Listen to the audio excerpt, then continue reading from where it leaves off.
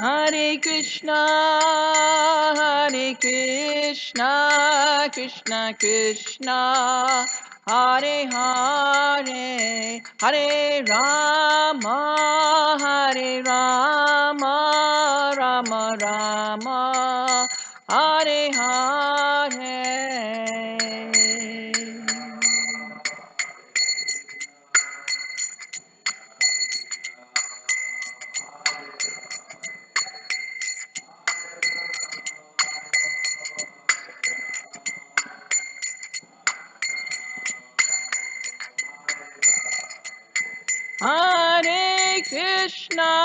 Hare Krishna, Krishna Krishna, Hare Hare, Hare Rama,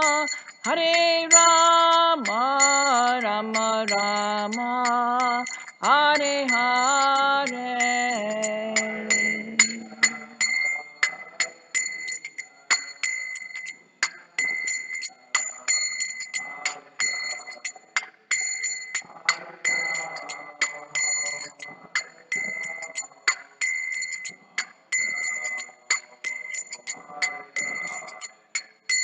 Jaya Kishore Kishori Jaya Kishore Kishori Jaya Kishore Kishori Jaya Kishore Kishori.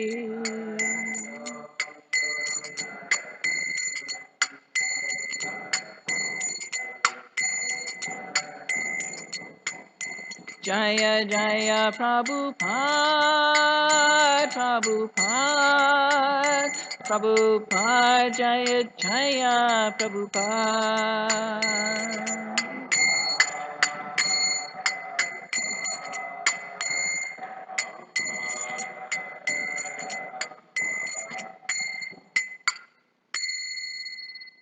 Shri Shri Kishore Kishori Ki Jai, Shri Jagannath, Shri Baladev, Shri Mati Subhadra Maharani Ki Jai, Shri Shri Gauranitai Ki Jai, Shri La Prabhupada Ki Jai, Ganantara Srimad Bhagavatam Ki Jai, Samaveta Bhaktivinoda Ki Jai.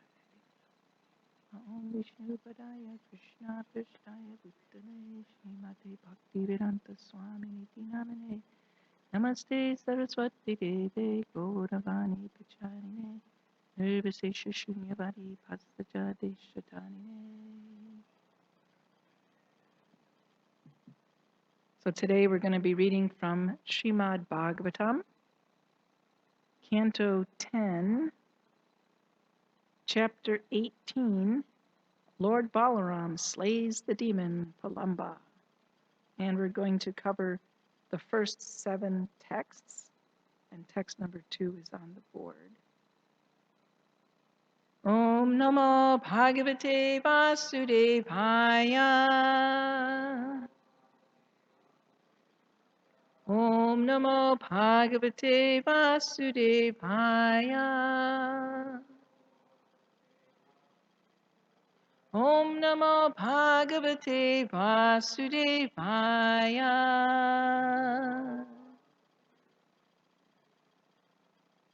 Can everybody see the board okay? It's like 90% of the persons are sitting on this side of the room, so do we need to move the board on that side, or everyone's okay? Yeah, as long as you can see the board. Okay, so first I'm going to myself chant through text number 1, and then we'll do text number 2 responsively. So, text 1.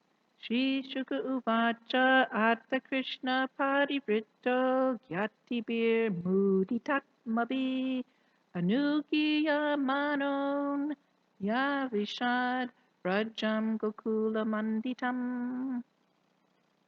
Shukadev Goswami said, surrounded by his blissful companions who constantly chanted his glories, Sri Krishna then entered the village of Braj, which was decorated with herds of cows. Why does it say Sri Krishna then entered the village of Braj? Where was he? What was going on?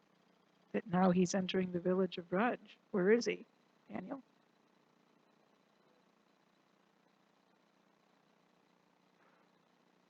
Yes, so the residents of Vrindavan were not actually in the village at the time. Why were they all congregated at the banks of the Yamuna? Why weren't they at home in the village with their cows and their kids and their whatever? Why were they all congregating on the Yamuna River? I can't hear. Yeah, because Kaliya was about to seemingly swallow up Krishna, and Nanda Maharaj came running, everybody came running, and big drama, as we finished reading in the last chapter, culminating with the swallowing of the forest fire. I think it's Vishwanath Chakravarti Thakur that says that Kaliya, he's a demon, right? To such a certain extent. Anyway, that he had friends. And so this fire was actually a friend of Kaliya's that came to try to get a little revenge on Krishna. So Kaliya had poisoned the lake within the Yamuna, and Krishna's sakas, his friends, and their cows were going to get poisoned by that water. And Krishna came obviously to save them, and he subdued Kaliya. But the nature of demons is that if one of us loses, well, another one of us will jump in and try to finish the mission. So this forest fire came, and it said that this fire was actually a friend of Kaliya's to come and try to finish Krishna off and finish his friends off. So Krishna effortlessly swallowed that forest fire, and now they're all entering. Krishna is now entering Braj, surrounded by his companions who are constantly chanting his glories. So now we'll go to text 2. Please repeat.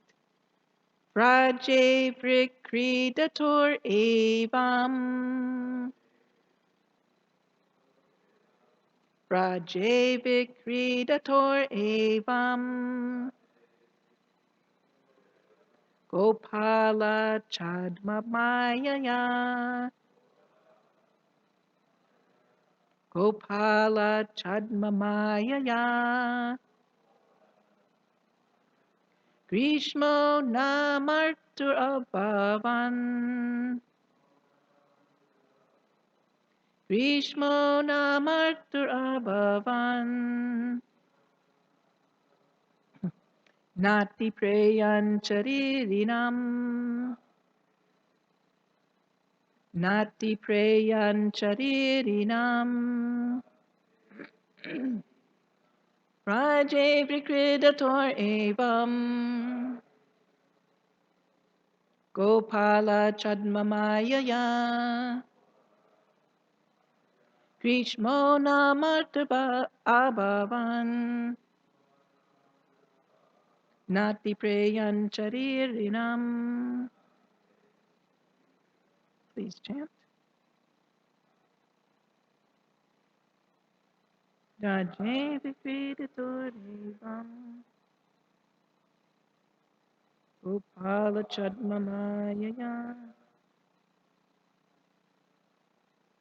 Vishnu Namatur Abhavan. Nati Preyan Charirinam.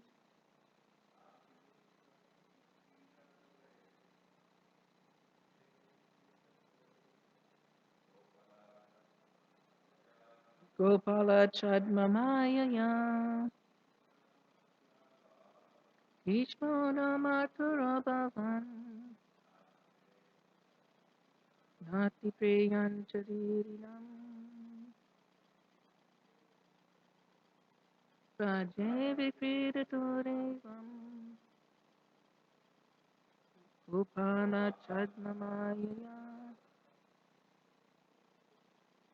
Vishnu Namatur Abhavan. Nati Preyan Charirinam. Anybody else? Raje Vikritato Devam Gopala Chadnamayaya Krishmona Marturabhavan Nati Priyan Charirinam. Word for word synonyms, please repeat. Raje in Vrindavan. Vikridato.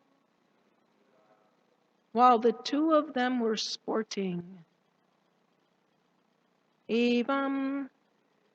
In this way. Gopala. As cowherd boys. Chadma. Of the disguise. Mayaya.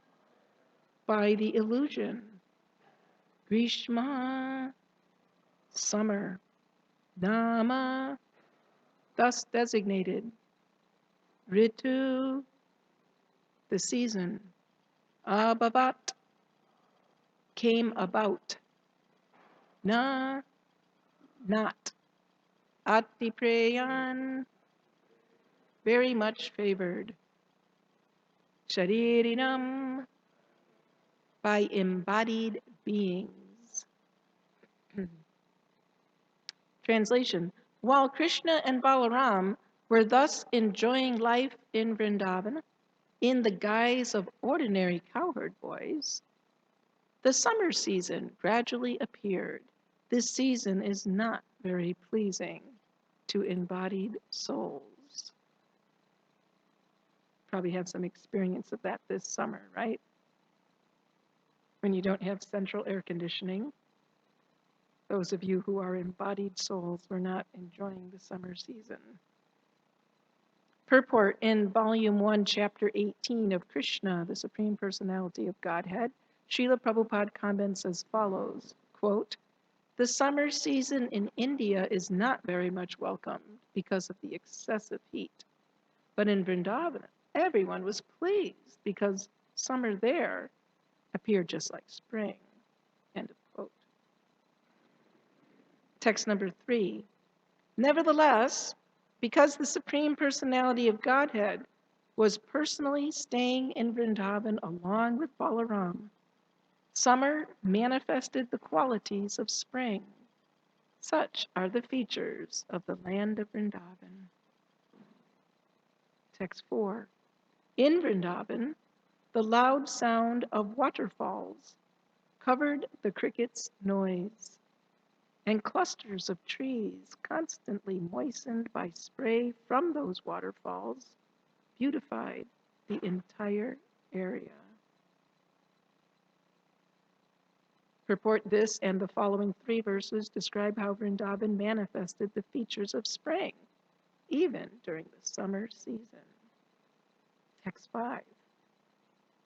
The wind, wafting over the waves of the lakes and flowing rivers, carried away the pollen of many varieties of lotuses and water lilies, and then cooled the entire Vrindavan area.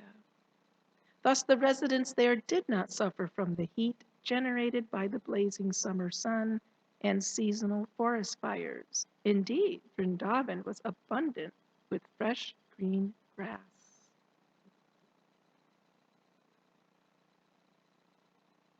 Text 6. With their flowing waves, the deep rivers drenched their banks, making them damp and muddy. Thus the rays of the sun, which were as fierce as poison, could not evaporate the earth's sap or perch its green grass. Text 7. Flowers beautifully decorated the forest of Vrindavan, and many varieties of animals and birds filled it with sound. The peacocks and bees sang, and the cuckoos and cranes cooed. Stop there and resume on text 8 tomorrow. So this is the first 7 texts of this chapter. Balaram slays the demon Pralamba, and we're hearing a beautiful description of the environment.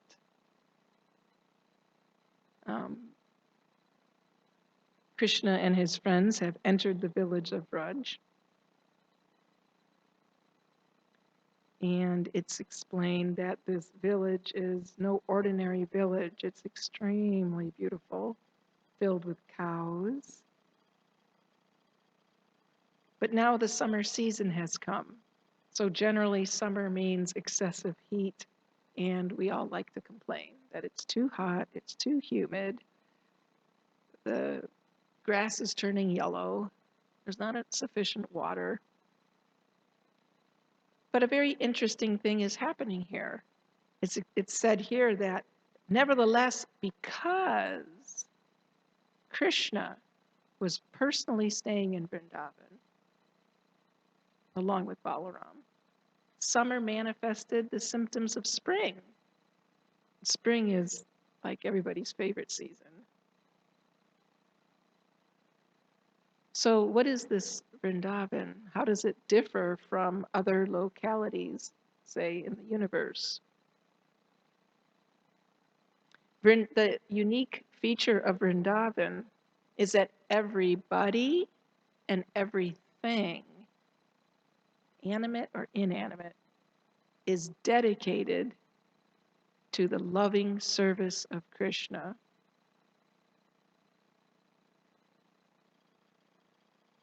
The gopis, the gopas, the animals, the trees, the flowers, the water, the earth, the wind, everything has as its only purpose to please Krishna. So even the inanimate objects like the wind and the water adjust themselves for Krishna's pleasure. So here we're reading how all the different senses of Krishna were being served. What is devotional service? We all talk about devotional service. We go out and preach that in our religion, we teach devotional service, not just armchair philosophy or idol worship. One time somebody challenged Srila Prabhupada. He saw the deities at the temple, and he said, "Ooh, you guys are involved in idol worship." IDOL, idol worship. And Prabhupada said, well, that's better than your idol worship, IDLE. Get it? Idol. Right? 99.99% of what's going on in the world in the name of spirituality and religion and even bhakti. Like there's a big bhakti movement out there, right? Is idol worship, IDLE. Because the inconvenient truth, there's a big elephant in the room. There's a huge inconvenient truth that people have to deal with. And you know what that inconvenient truth is? God is a person. God forbid. I mean, goodness forbid. God is a person. So what does that mean? He's a person. It means he has senses. The sense of sight, the sense of hearing, the sense of smell, the sense of taste, the sense of touch. He has a mind. He has an intellect. He has an ego, etc. So what is devotional service? We go out and we tell people, we're not engaged in idol worship of the statues at the temple. We're doing what's called devotional service. You guys are involved in what's called idol worship, IDLE. So what is devotional service in a nutshell? If you had to tell somebody you just went out on book distribution, or Harinam Sankirtan, or something, you're just going grocery shopping. Somehow you're interacting with somebody in the public who is not familiar with Krishna consciousness, and you are trying to explain to them that you're following a path of not just sectarian or materially motivated mundane religiosity, but the path of devotional service. So what is devotional service in a nutshell? If you had to say it like in one sentence. What does that mean? To do devotional service.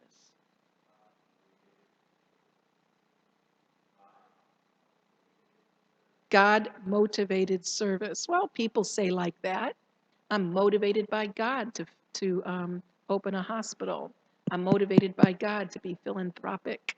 I'm motivated by God to do, food relief programs for hurricane victims or something. Dr. Alex, what would you say? I'm not putting you on the spot, but just what would you say if somebody asked in a nutshell, like one sentence, what is devotional service? I would try to describe to them one of the 9 processes. The 9 processes of devotional service. Okay.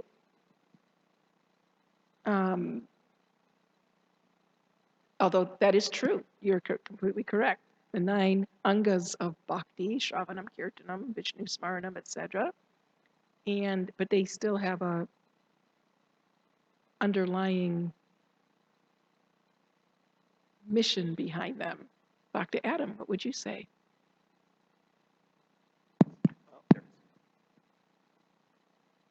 I would say to perform our activities to please Krishna's senses in a favorable mood. Thank you.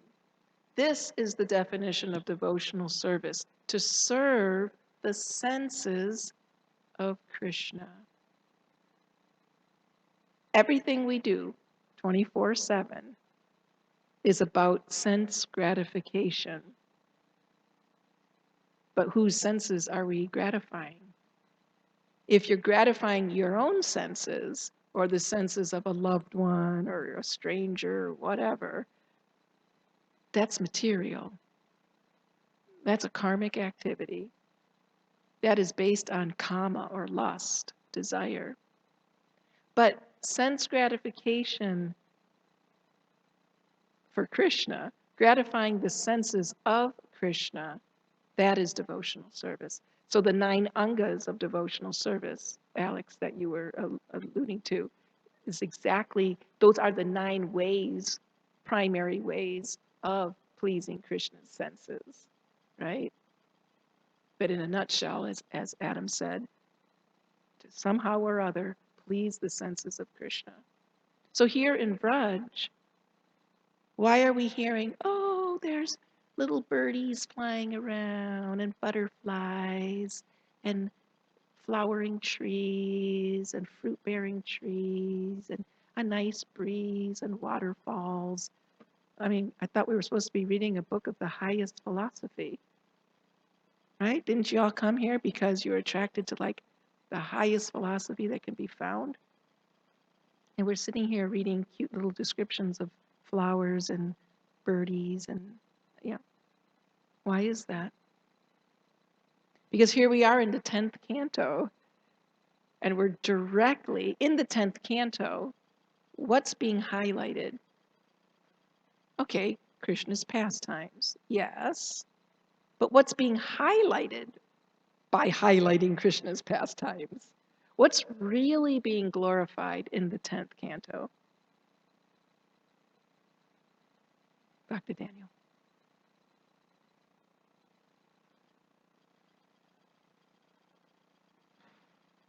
Be the devotees of Vraj and their service attitude. Exactly. We have 9 cantos discussing different avatars of Krishna, different devotees of the Lord. Some of them are Mishra Bhaktas. Mishra means, what does Mishra mean? Mixed. You mix your salty food with the sweet food. You know, some people like to do that, just stir everything up and eat it like that. So Mishra means mixed. So throughout the Bhagavatam, we're learning about many devotees, but some of them are Mishra Bhaktas. They've mixed their bhakti with jnana, karma, yoga. But when we come to the 10th canto, now bhakti is being highlighted in its purest, pristine form. This is 10th canto is only discussing Ananya Bhakti, Kevala Bhakti, Shuddha Bhakti. All means pure, unalloyed. Unalloyed means unmixed. It's pure gold. It's not mixed with some brass and some silver and whatever. It's unalloyed Bhakti.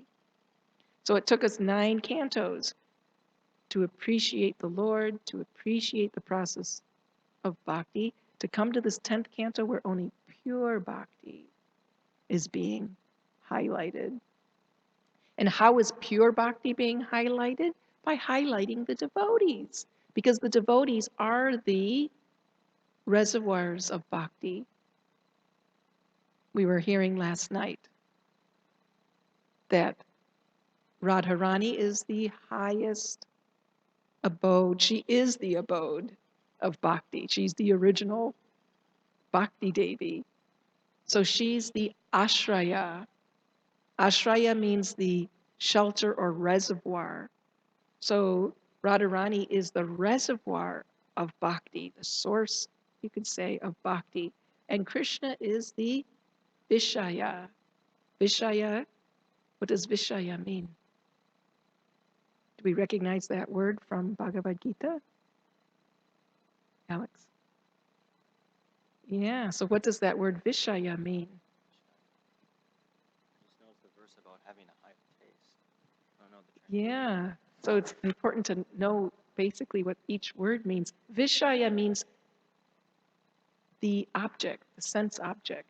Like the Vishaya of the eye would be, you know, a piece of art or something.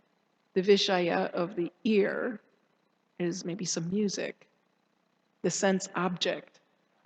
So that in that verse, Vishaya vinivartante, one can't give up sense objects, things that we see and hear and taste and smell, material sense objects, Vishaya, unless we get a higher taste, param drishtva. Then you can give up those lower objects. So what is that object? We're not asking people to just go cold turkey and drop all your sense objects and just walk around without engaging your senses. Be blind, be deaf, lose your sense of smell and sense of taste and sense of touch, and just be like a stone. No, we're saying replace the sense objects with a higher sense object. Replace the sense gratification with a higher sense gratification. So that's Krishna. He's the Vishaya. Krishna is the actual object of bhakti. The eyes, the ears, the nose, the tongue, the skin, sense of touch are all meant for satisfying his senses. So here we are in the 10th canto, and it's not just the devotees in human form, the gopas and the gopis, that are being glorified, but even the land of Vrindavan is being glorified. The waterfalls, the Chintamani dust, the butterflies, the birds.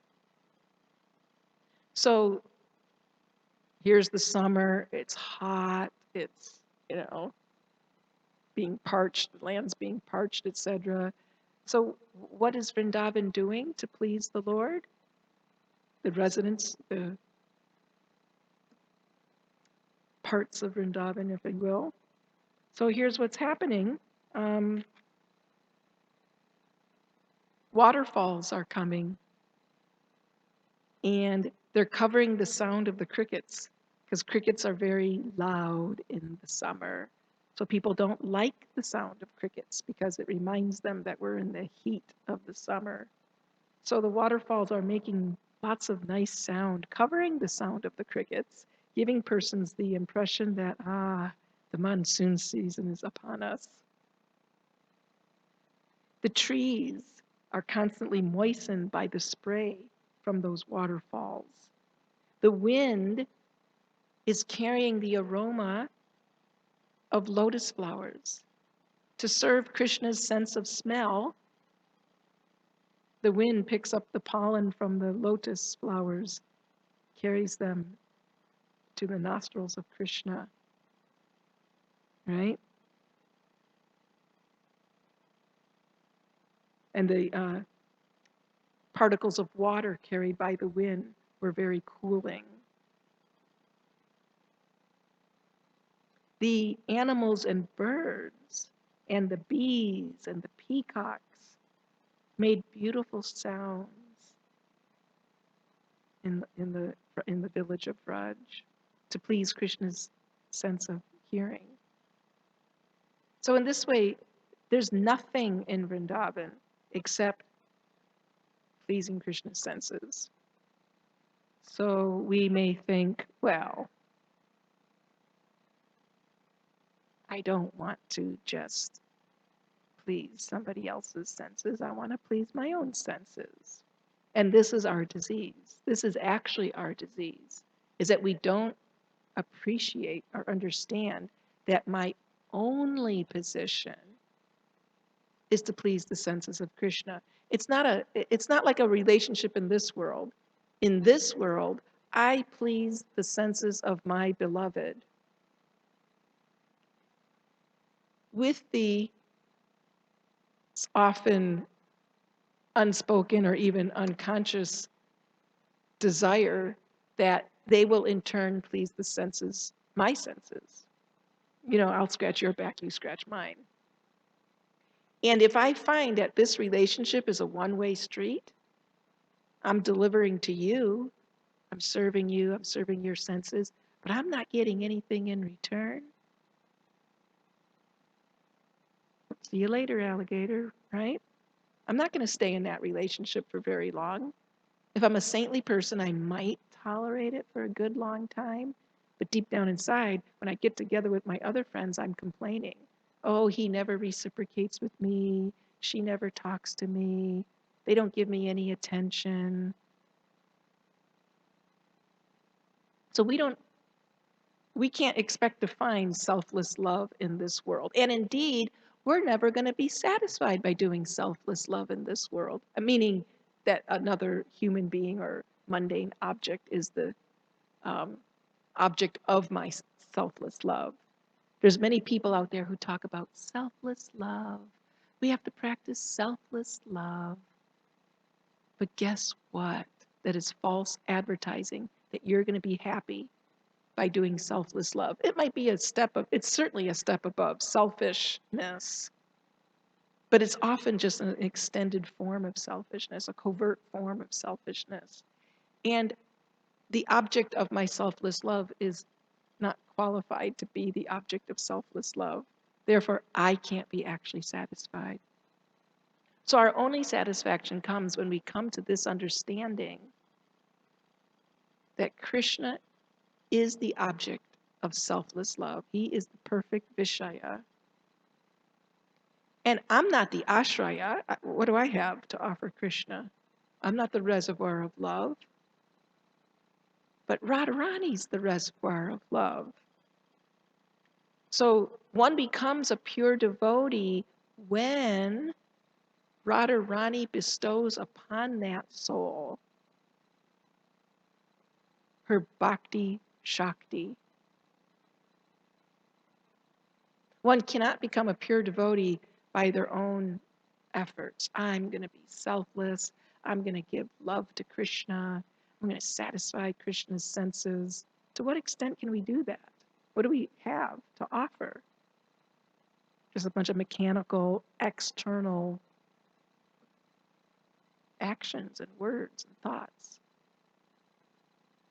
But if we become favored by Radharani, then she bestows upon the living entity her bhakti shakti, so that we can reflect that to Krishna in a relationship.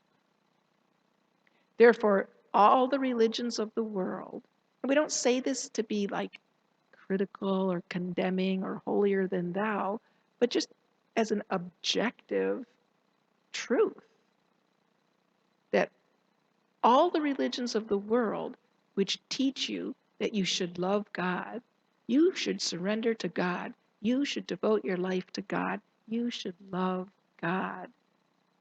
They're all incomplete, and to some extent, perhaps to the full extent, cheating religion if they have negated, ignored Bhakti Devi. Here we have a male god. Okay, great. Here's a male god. Put a name on him. It doesn't matter because he's got infinite names. He doesn't have any names, actually. They're just adjectives that we put on him. Krishna is not really his name. It's an adjective, all attractive, by which we refer to him. So here's God, a male God. How are you going to love him?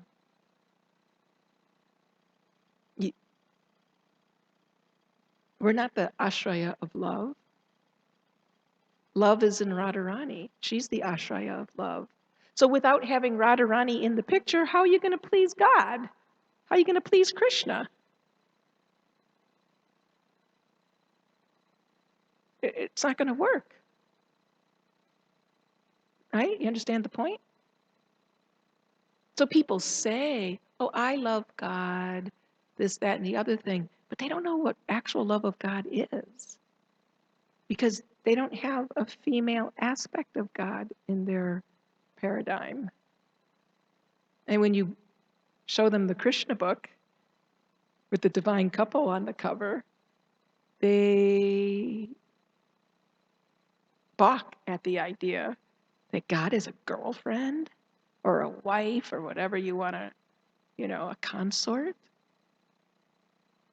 So Vrindavan then is that place where bhakti, which emanates from Radharani, she is the Hladini Shakti of Krishna, the pleasure potency of Krishna.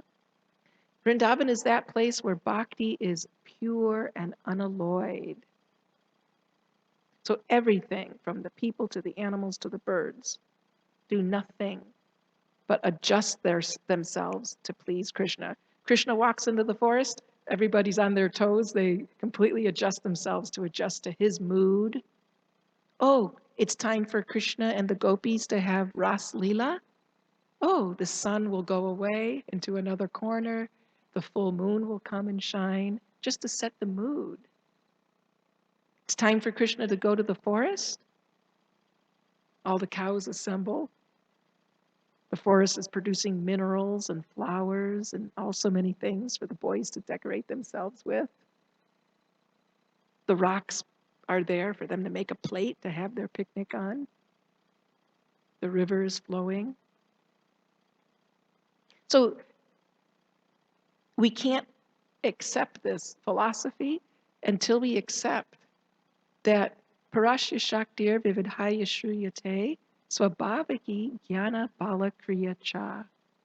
The real definition or understanding of God is that he is replete with unlimited potencies. And all these potencies have only one purpose, and that is to serve his pleasure, to bring pleasure to him. So he has unlimited potencies that are basically categorized as Jnana Bala Kriya. For Bala meaning all powers, any kind of power or, from physical strength, bodily strength, to beauty, to intellectual powers. the ability to control others, whatever. Any kind of power, that's Krishna's Bala Shakti. Then you have the Jnana Shakti. Jnana means knowledge, being conscious of and aware, cognizant. And then Kriya means activity. So Krishna can do anything and understand anything and have any power we can imagine. How? By utilizing his Shaktis. They are at his call. If Krishna thinks, I want something like, whatever, mango ice cream. If we say, I want mango ice cream, we have to go pick some mangoes, cut them up, mash them up. We got to get the cream and the sugar. And, however, it's a big ordeal to make ice cream. Of course, people just go to the store and pay $1.50 and get a quart of mango ice cream. But the real way to get ice cream is to go through the whole process, right? So when I say I want mango ice cream, it might take till, this evening for me to have mango ice cream manifested for my tongue to enjoy. But Krishna says, I would like some mango ice cream. As soon as his intention or his desire is there, it's the object of sense gratification is there. Because all his Shaktis do nothing but serve him. He doesn't have to get up and pick a mango and do this and do that. And how is that manifested? Does it just fall out of the sky? No, but everybody and everything in Vrindavan is his Shakti. So the residents of Vrindavan, they don't have to wait to hear Krishna say, I want some mango ice cream. They know what Krishna's desires are without him verbally expressing them. They just know how to please him. And Radharani's the topmost, knowing how to please Krishna. Everything Radharani does, Krishna likes. It pleases him. And everything Krishna likes, Radharani does that. There's no incongruity between what Krishna likes and wants and what Radharani does. So we're all meant to get on that page, and as we read here, even the trees and waterfalls and the wind and the birds are in that mood. So Krishna's got unlimited Shaktis, one of them being his Leela Shakti. Leela means pastimes. So what's the Leela Shakti? The Leela Shakti is in charge of orchestrating, choreographing, providing the paraphernalia for Krishna's Leela. Whatever it is that Krishna wants to do. The Leela Shakti arranges for the paraphernalia to be available to Krishna's reach, that the personalities are there. So without understanding that God is full of all potencies, we can never take to devotional service properly, because we happen to be one of those Shaktis. Every single Shakti, as we said earlier, has no purpose except to please Krishna. We happen to be one of those Shaktis. Do you know the name of that Shakti, Bhakti Adam, that we are? We, the living entities, we're considered such and such Shakti of Krishna. Do you know the name of that Shakti? I know that we're marginal. Exactly, marginal potency. And the word marginal is tatashta. Tatashta means that line of demarcation. Like you go to the beach, where does the beach end and the water begin? There's a you can't really say, right? Because the waves are coming and going. It's like, where does the actual dry land stop and the water begin? That very thin imaginary line of demarcation is called the tata. So tatashta shakti, we're the marginal potency. Are we matter or are we spirit? It's like hard to tell sometimes because we're so, we can be, the point is we can become under the influence of either the Bahiranga Shakti, which means the external energy, or the Antaranga Shakti, which is Krishna's internal energy. So we're the Tatashta Shakti. So just like all the other Shaktis, our only purpose is to please the senses of Krishna. So unless and until we understand that point, we can't actually do devotional service properly. So we'll stop there, see if there's any discussion.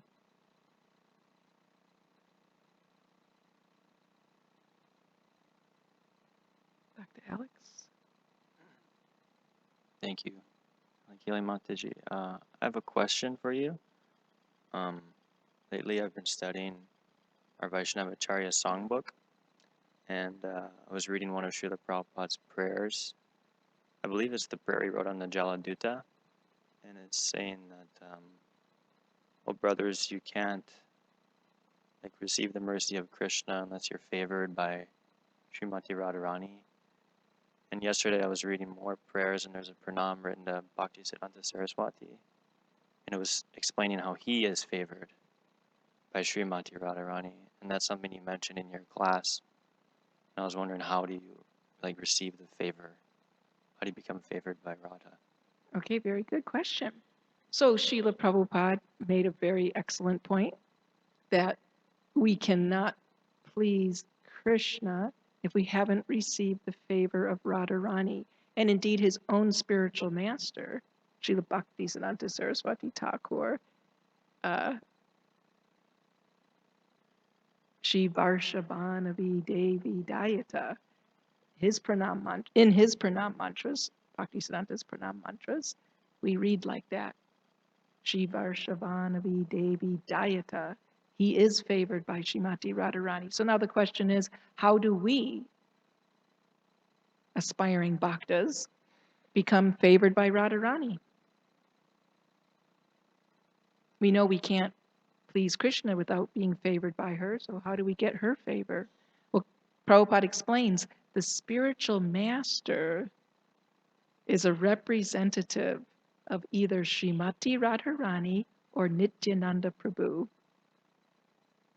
So Prabhupada, umpteen times, unlimited times, would always make this point that how do you know God is pleased? When your spiritual master is pleased. Just like he would say, how do you know the CEO of a company is pleased? When you please your immediate boss. You're some peon in a very big company, so you never see the CEO.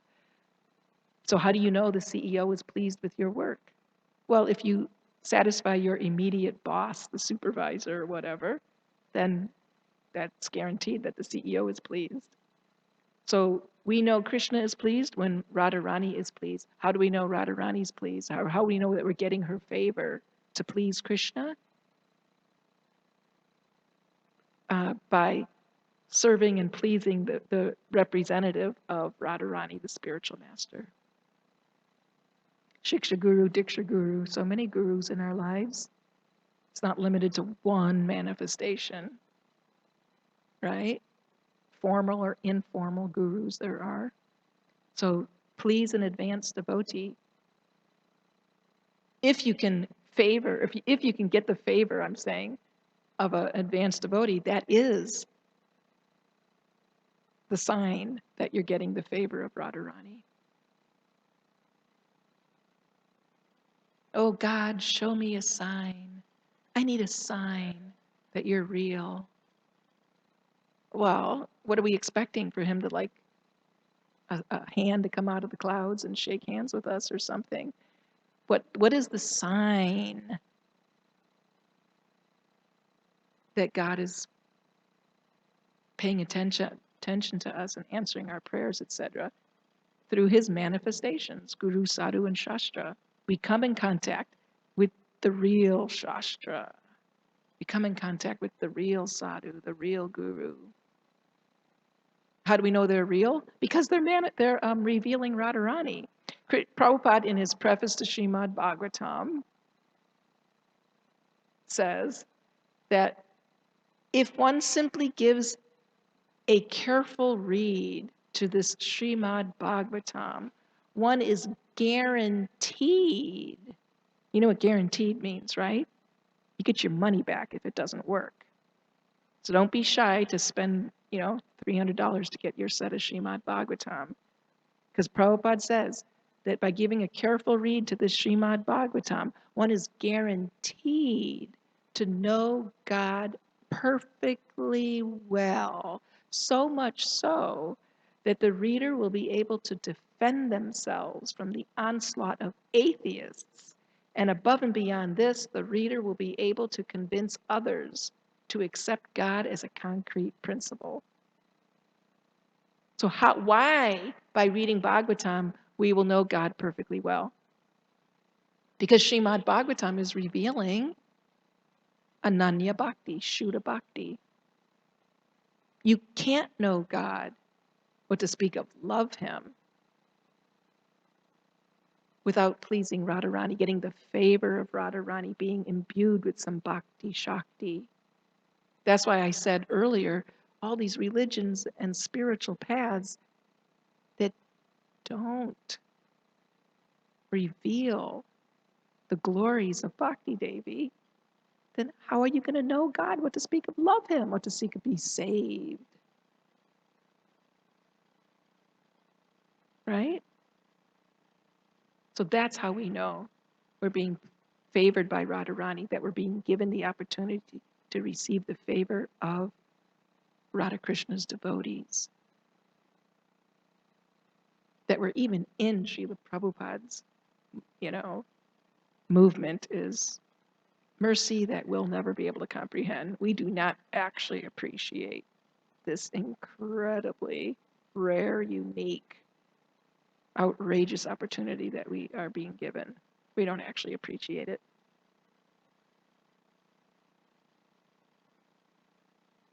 Anything else? Back to Daniel. Hare Krishna. So you talked about how by receiving the favor of Radharani, one is imbued with Bhakti Shakti, or the ability to love and serve Krishna. And then oftentimes we hear, reading the Sastra, that love of God is always like eternally in our hearts. Like there's the verse, Nitya Siddha Krishna Prem Sadhya Kabunoi Shravanadi Sutacheti Karyo Joy. Pure love for Krishna is eternally established in the heart of living entities. It is not something to be gained from another source. When the heart is purified by hearing and chanting, this love naturally awakens. What's the best way to connect or reconcile those two concepts? So different acharyas have commented on this verse, and the explanation that I found to be very harmonizing and what have you is that Nitya Siddha Krishna Prema, that Krishna Prema is eternally perfect, right? And it's residing in the heart of the Nitya Bhaktas, the Ragatmikas, the perfected devotees in the spiritual world. And we, by constitution, are das of such Ragatmika devotees, the associates of Krishna. We have full potential to love Krishna, to experience love of God. That's how you differ than the wood floor that you're sitting on.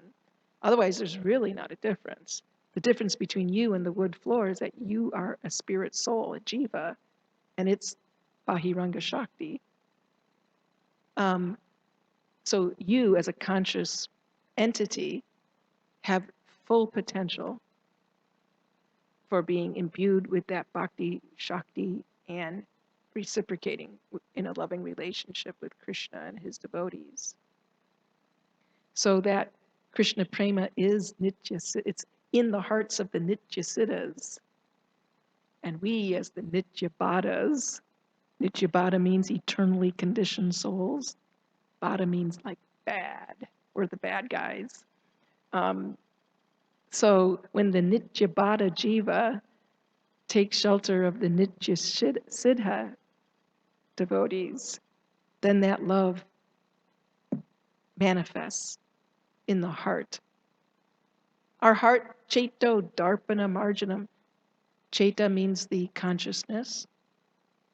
Cheto darpana marjanam. Darpana means mirror. Mirror. What is the contents of a mirror? What does a mirror have? Like a book has contents, right? This could be a travel log. This could be a scripture. This could be a sports magazine. It has content. What's the content of a mirror? Reflection.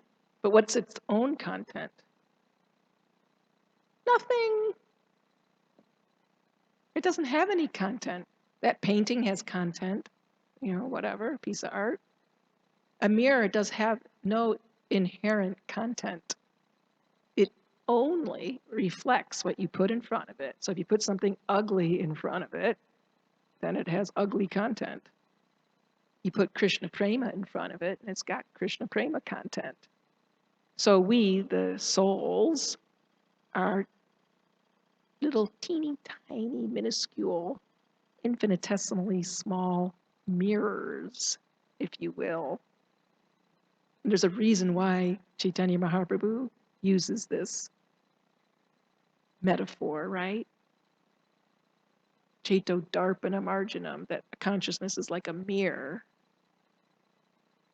Consciousness only reflects what you put in front of it. That's why our mission is to go out into the public and somehow or other, covertly, overtly, directly, indirectly, somehow or other, put Krishna in people's face, as they say.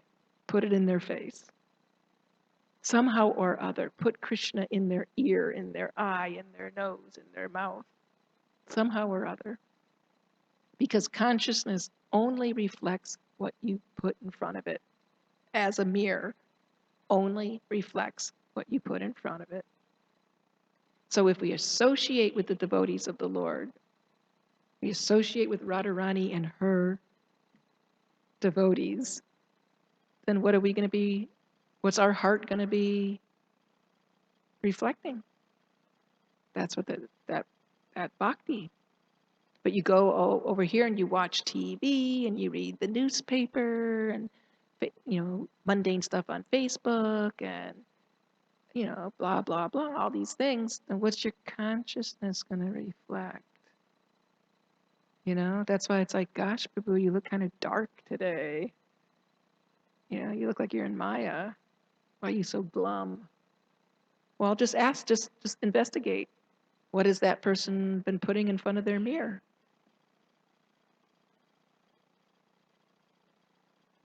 Cheto darpana marjanam, clean the mirror. And a mirror, like you put something in front of it, and as soon as you take that thing away, it's gone, right? But this mirror, the Cheta, leaves permanent, long-term, I should say, impressions. That's called samskara. We have samskaras from our unlimited lifetimes of mundane pursuits. Some of us hold scars, that samskar, scar. We hold scars from our childhood. Some traumatic event happened to me in my childhood. Well, that's gone. That's ancient history. My childhood is like decades ago. But it's not in front of me anymore. It's like it's not even real because it doesn't exist. It's history. But my Cheta is a mirror which holds those impressions. Unlike a mundane mirror, only has that impression while that object is in front of it, and as soon as it's whisked away, the mirror again is contentless. But this mirror, the Cheta, the consciousness, records those impressions. That's why Chaitanya Mahaprabhu says, marjanam. We have to clean the chaita of all those samskaras, all those impressions that are very thick and deep, like black goop. It's been accumulated on our mirror for countless lifetimes. What kind of soap are you going to use to clean it? You know, scrub brush and nothing, atom bomb, nothing's going to clean it. So only the holy name. Actually, all 9 processes of devotional service, of course, but of the 9, Harinam is the most effective. So Krishna Prema is eternally perfect in the hearts of the Nityasiddhas, and it's meant to be a permanent impression on our Chaita. And then you can say it is the content of your Chaita. We have to do 2 things. Wash away all the garbage and put that positive impression there. They go simultaneously. It's not like you have to do 2 things. You don't have to turn off the light and you don't have to turn off the darkness and bring in the light. You just bring in the light and that automatically turns off the darkness. So Prabhupada's formula is perfect. Follow the 4 regular principles, associate with devotees, take Krishna Prasadam, chant, do some practical devotional service. Chaito Darpana Marjanam.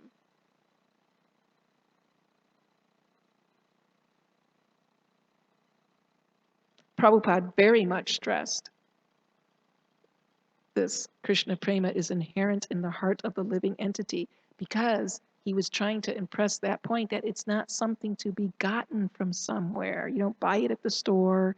It's not a material acquisition. It's not something that's foreign to the self. It's inherent in the sense that the potential is there and it's our purpose.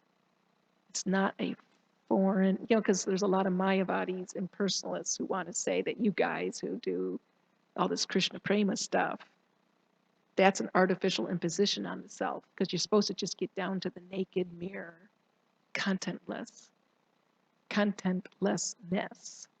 That's the real soul, contentlessness. And you guys who put all those Krishna Prema samskaras on there, that's all nice and everything, but it's not the just stripped down naked soul, So we do stress this point when we're preaching, that Krishna Prema, that potential is inherent in all. It's meant to be there. Okay, anything else? We've gone a little over time. Jitendriya Prabhu will take the last comment here.